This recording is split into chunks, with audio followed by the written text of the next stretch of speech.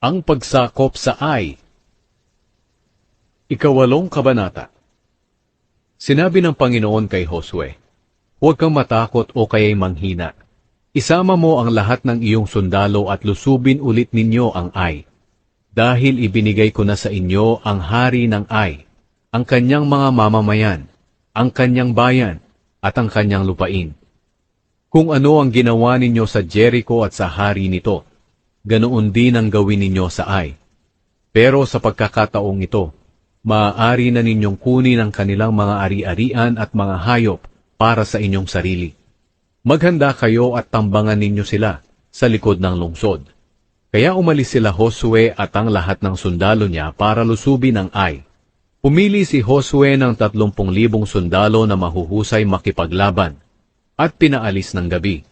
Ito ang bilin ni Josue sa kanila: "Magtago kayo sa likod ng lungsod, pero huwag masyadong malayo. Humanda kayo sa paglusob kahit anong oras. Ako at ang mga kasama ko ay lulusob sa harapan. Kung lalabas na sila sa pakikipaglaban sa amin, tatakas kami, gaya ng nangyari noon. Iisipin nilang natatakot kami kagaya noon.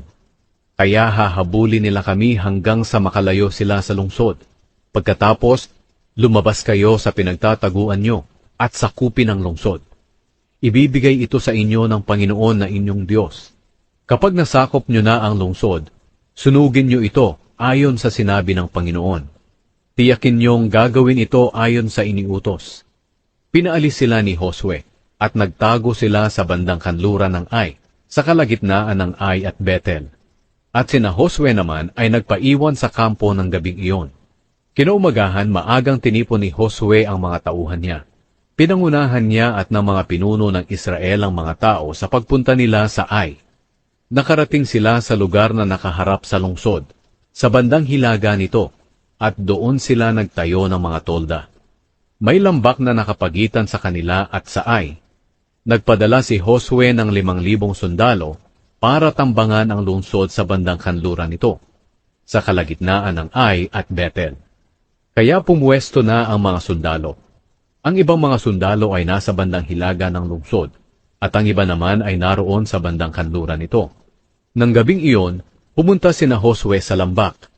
Nang makita ng hari ng Ai sina Josue, maaga pa'y agad-agad na siyang lumabas sa lungsod kasama ang mga tauhan niya at pumunta sa lugar na nakaharap sa lambak ng Jordan para makipaglaban sa Israel.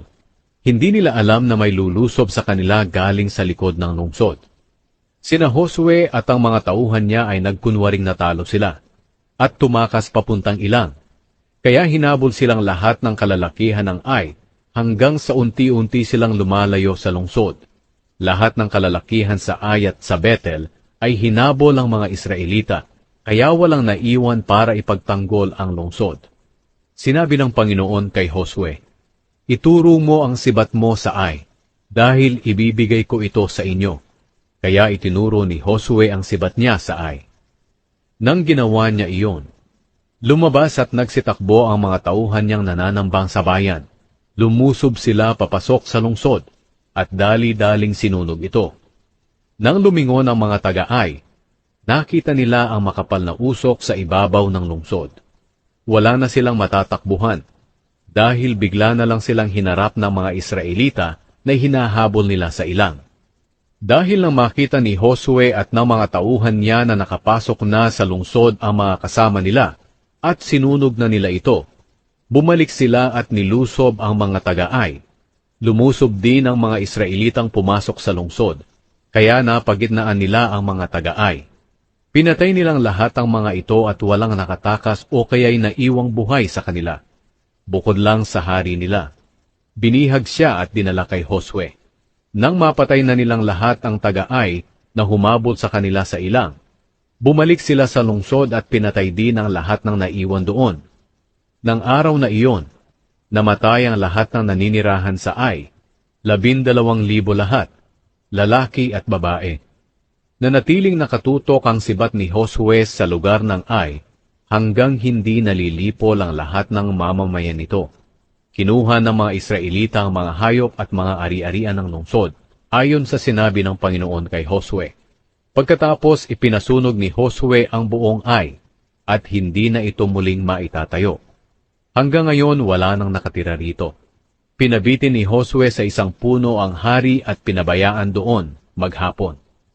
Paglubog ng araw, ipinakuhan niya ang bangkay at ipinatapon sa labas ng pintuan ng lungsod.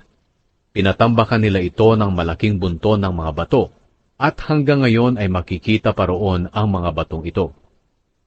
Binasa ang kasunduan sa bundok ng Ebal. Pagkatapos, nagpagawa si Josue ng altar sa bundok ng Ebal para sa Panginoon ang Diyos ng Israel.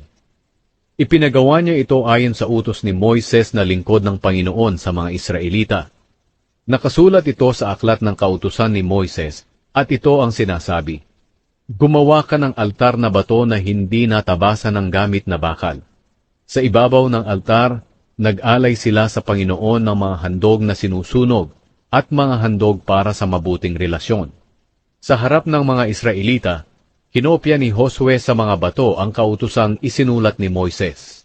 Ang lahat ng mga Israelita, kasama ang kanilang mga tagapamahala, mga opisyal at mga hukom nila, pati ang mga dayuhang kasama nila ay tumayo sa dalawang grupo na magkaharap. Ang isang grupo ay nakatalikod sa bundok ng Gerizim, at ang isa'y nakatalikod sa bundok ng Ebal. Sa gitna nila ay nakatayo ang mga paring Levita na nagbubuhat ng kahon ng kasunduan. Nag-utos sa kanila noon si Moises na lingkod ng Panginoon na gawin ito sa panahong tatanggapin na nila ang pagbabasbas.